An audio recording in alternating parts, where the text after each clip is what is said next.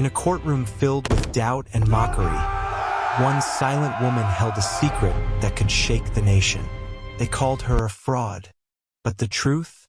It was more dangerous than they ever imagined. The Fort Braxton Military Courthouse had rarely seen such spectacle. A fraud case involving a woman claiming to be a decorated SEAL operative. Whispers swirled like smoke through marble halls. Cameras poised for a public crucifixion. Prosecutor Brennan played his part with gleeful aggression, reading charges with theatrical disdain. Stolen valor, fake combat records, missions that didn't exist. His voice rose like a sermon as he accused her of manufacturing a career from fantasy, each word intended to slice. The gallery, filled with uniformed officers and media hounds, lapped it up. Then came Sergeant Rick Dawson, a man whose bravado screamed insecurity, spinning a tale of her supposed failures in basic training, calling her weak, delusional, obsessed with special forces fiction.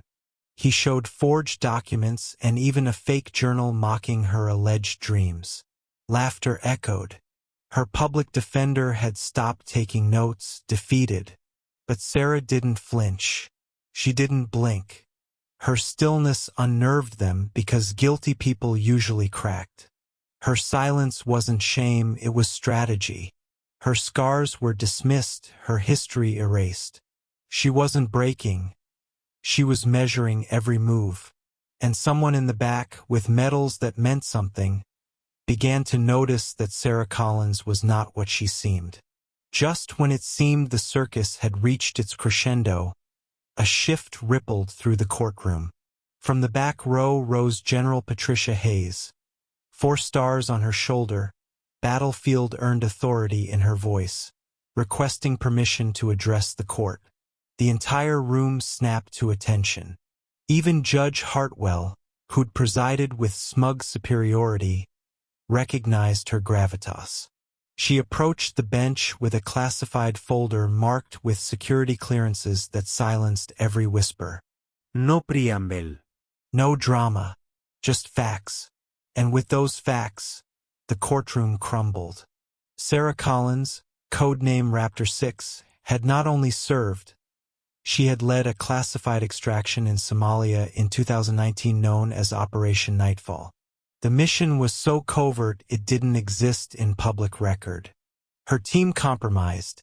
She rescued 23 hostages single-handedly while wounded, holding off over 30 insurgents for 72 hours. Her scars? From shrapnel during that mission. Her silence? Operational discipline. She wasn't pretending to be a soldier. She was one of the military's most lethal ghosts. Hayes addressed her by call sign. Sarah stood, snapping to attention with the precision of muscle memory honed in life-or-death situations. Phones dropped. Jaws followed. And in that moment, the court realized they hadn't been judging a liar. They'd been interrogating a war hero. The courtroom's energy flipped in a heartbeat. Brennan's smug confidence shattered. Dawson turned pale, gripping the stand as if it could anchor him against the tidal wave of truth that now crashed down. Hayes revealed the scar on Sarah's neck. Not self-inflicted, but from the IED that killed her team. The tattoo just beneath it, subtle and sacred, marked every operative from Sector 7 who lost comrades in the line of duty. And then came the cruelest revelation. Sarah Collins had been declared dead to protect operational security. For 4 years, she'd lived in the shadows, stripped of benefits, identity, even memory, all to shield missions that saved countless lives. The courtroom buzzed as training records debunked every lie Dawson told. He hadn't been her instructor. He'd never even served during her tenure. His testimony wasn't just false, it was criminal perjury. Media figures who'd arrived to cover a fraud trial now scrambled to reframe their coverage, recognizing they'd unknowingly participated in the public execution of a national hero. When asked if she had anything to say, Sarah offered just 8 words. delivered with the quiet strength of someone who'd seen hell and returned. I did my job. My team didn't come home. There were no tears. No applause. Just stunned silence that echoed louder than any speech could have. As court recessed to process the new evidence, whispers turned into a reckoning. Officers who had mocked her now stood at attention when she passed. The judge's gavel no longer sounded like authority. It felt like retreat. Colonel Brennan's career, built behind desks and fueled by ego, unraveled as Pentagon calls flooded in, questioning how such a case was ever brought forward. Hayes wasn't finished. She revealed that Sarah's records had been falsified not by accident, but by enemy intelligence operatives who failed to eliminate her in Somalia and instead attempted character assassination. This wasn't an isolated smear. It was part of a broader attack on America's elite operators. Major Chun, her former second-in-command, revealed his covert investigation into similar falsifications. The truth ignited like dry powder. Sarah hadn't cracked because she was broken. She'd endured to protect something bigger than herself. Her silence was armor. Her humiliation had been a tactical sacrifice. Hayes's words hit like a sniper round. Some victories come without parades. Sarah accepted the handshake not with pride, but duty. Her posture didn't change. Her mission wasn't over. She was still in the fight, just in deeper shadows than ever before. The public saw justice served. Media spun the redemption arc hashtags like #JusticeForRaptor6 and #FindTheGhost trended. But Sarah's war hadn't ended with the gavel drop.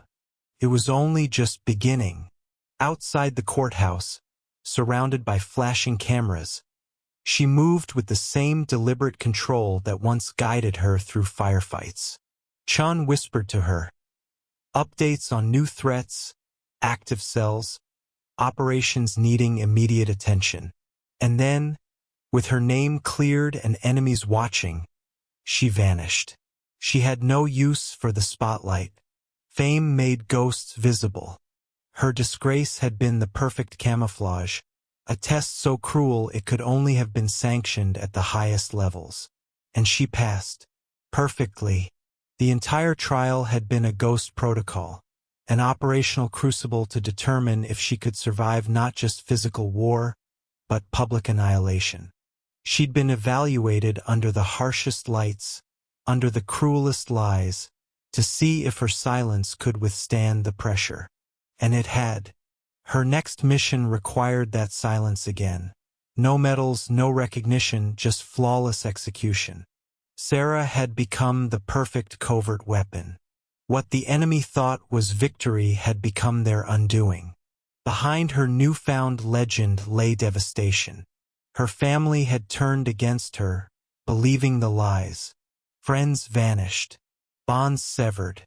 The cost of secrecy wasn't measured in medals but in isolation. She'd become a ghost in more than just name, emotionally, spiritually, and practically invisible. Hayes's final words to her cut through the celebration. Some sacrifices don't come with parades. Some victories look like failure to everyone else. Sarah nodded. She understood. Her legacy wouldn't be built on applause. It would be carried silently by those she inspired, the overlooked, the doubted, the dismissed. Already whispers emerged from training camps. Unnamed instructors appearing for single lessons, correcting rookie mistakes, disappearing before dawn. Notes left in dust. Adjustments so perfect they defied coincidence. Whether it was really Sarah didn't matter. What mattered was the movement. A ghost army teaching precision without fanfare. Real warriors don't announce their arrival. They leave only echoes. The military began changing. Blind evaluations replaced biased gatekeeping. More women applied to elite programs, citing Sarah as inspiration. Her 3,000-meter shot, the legendary Ghost Bullet, became a training benchmark not because of distance but because it proved human instinct could outmatch computer models.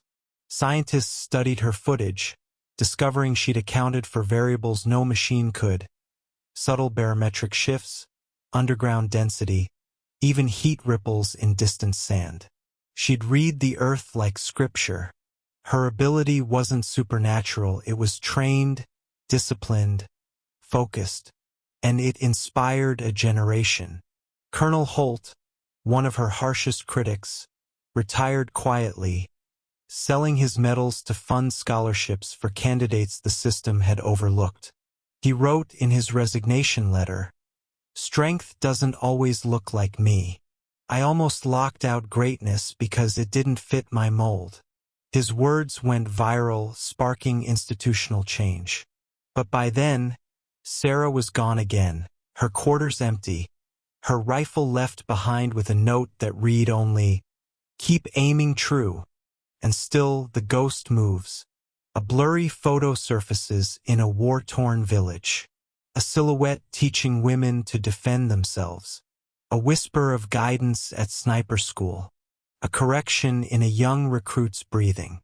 Her story ends and begins again with every person who steps up to face doubt, who answers mockery with mastery.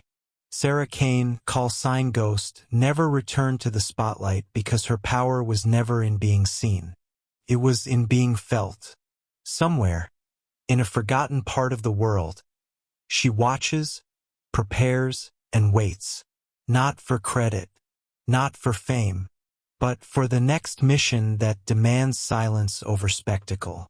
And when that time comes, she won't give speeches or wear medals. She'll just act. One perfect shot, one impossible decision, one more reminder that true excellence whispers, while weakness shouts. You've just heard the untold story of a real ghost. If this inspired you, hit that like button, subscribe, and drop a comment telling us, when did you prove the world wrong in silence?